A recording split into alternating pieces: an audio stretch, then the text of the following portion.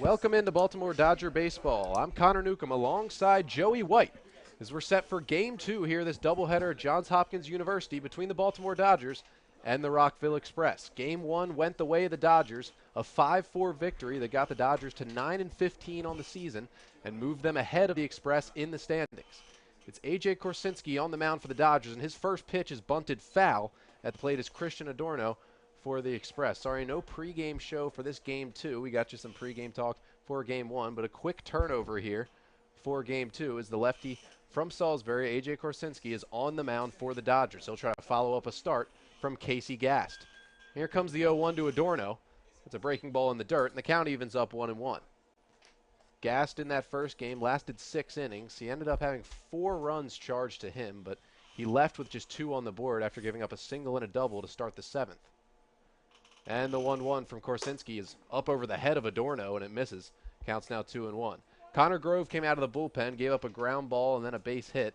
That made it a 5-4 game with 1 out, but he got a key strikeout, and then a big play from Zach Seal at first base ended the game. Here's the 2-1. That's lined into left field. Over on it is Tego, but he has it lined up and makes the catch for out number 1. For the Dodgers, they won that game 5-4 as Connor Grove got the big out, but a lot of help from Zach Seal down at first base. He made a nice diving play to stop the ball, pick it up, and get to the bag just in time. Dodgers, as I said, get to 9-15 and take Game 1 of this doubleheader. Jacob Barnwell, he's the catcher. He'll step in. He was the pinch hitter at the very end of Game 1. He gets the start in Game 2. First pitch to him is a fastball. That misses low for ball 1. I'll take the folks quickly around the diamond here for the Dodgers defense. Alex Wolanski is the catcher. Out on third, Paul DePino. Austin James at short. As that pitch is actually grounded to Austin James, who makes the play off the turf, throws it over to the first baseman, Shane Coker, to get the first out of the game. So real quickly again, Paul DePino at third. Austin James is the shortstop. Joey Ortiz making another start at second base. Shane Coker, who just made that play at first. And then in the outfield, left fielder Brian Tego, center fielder Jaron Shelby, and then in right, Nick Ortega. So now 2 down here in the inning, and the center fielder Pierce Howard, he steps in for the Express. With this said 2 down, it'll be a lefty-on-lefty matchup here. Korsinski against Howard. Comes set, the first pitch, that's a breaking ball, and that misses down low for ball 1.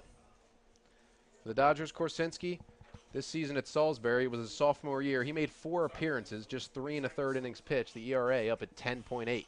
The 1-0 is grounded down the first base line, Coker up with it, but it rolls foul, and the count evens at 1-1. Korsinski in those 3 1/3 innings pitched, where he gave up 4 earned runs, 5 runs total, but just 4 earned, on just 2 hits. He did struggle with the walks, had 5 of them, but the big stat that really shows that he could get a lot better on the mound, he recorded 10 outs for the Seagulls this season, all of them via the strikeout.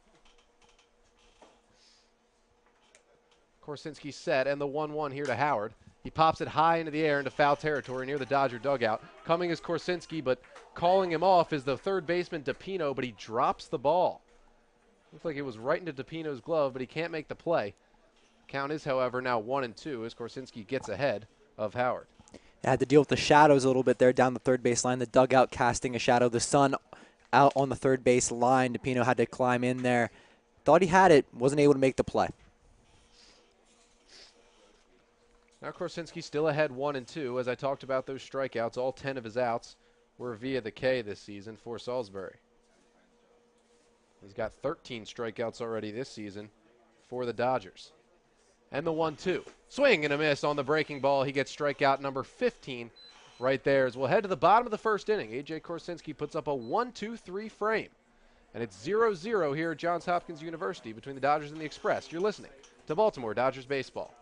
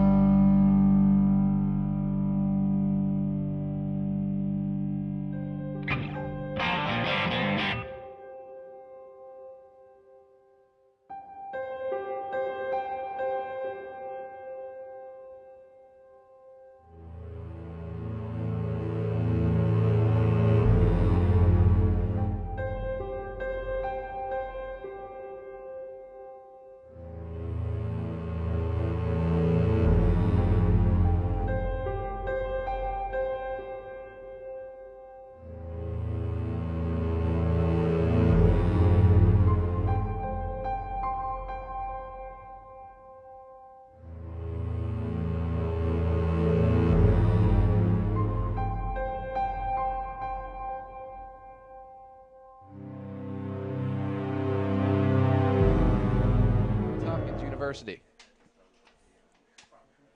Coming to the plate and leading it off for the Dodgers is Joey Ortiz, as he's done pretty much all season for Baltimore.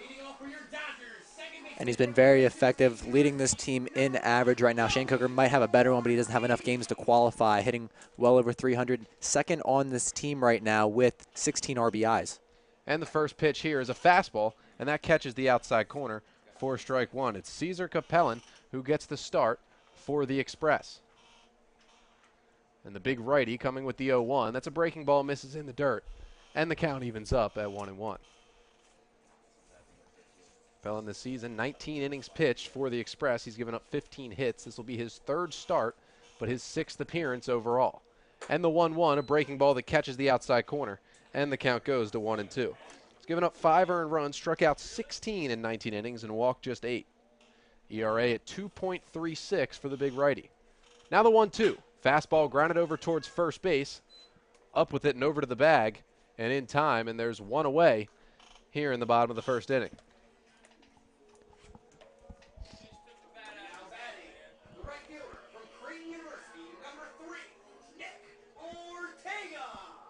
So Nick Ortega now will step in for the Dodgers here. Ortega on the season, hitting just 176, really trying to get that average up here. First pitch just misses just off the inside corner for ball one. Ortega not in the lineup for game one. Austin James was hitting in the 2-hole there, but now he's in. The fastball there catches the outside corner for strike one. Capellan bringing the heat so far for the Express. One of the highest velocities you'll see in the Cal Ripken League. Now he's into his wind, and the 1-1 to Ortega is popped foul, and the count goes 1-2. Dodgers now into their blue jerseys, still wearing the white pants and the blue batting helmets here. For the Express, it's the black jerseys with the white pants, and anyone wearing the high socks like Capellan is with the blue socks. 1-2 is grounded out towards second base. Up with it there is Lennox. His throw into first is in time. And there's quickly 2 away here in the Dodger half of the first.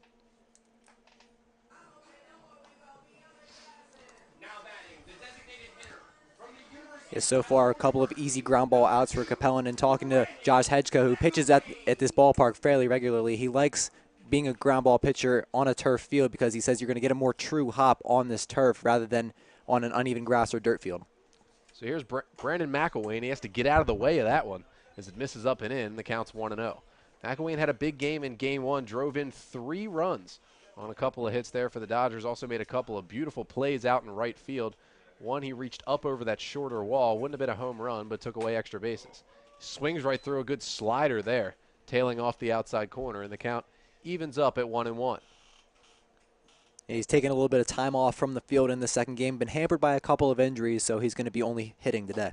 1-1's another slider, same spot, same result. McElwain swings right through it again, and the count's now 1-2. Capellan looking to finish it off here. Get the 1-2-3 first inning, just like Korsinski did for the Dodgers. And he's into his wind, and the 1-2. Swing and a miss. He went around too far on the high heat. So a 1-2-3 inning here for the Rockville starter as well. We're through 1 inning here at Johns Hopkins University. It's the Dodgers 0 and the Express 0. You're listening to Baltimore Dodger Baseball.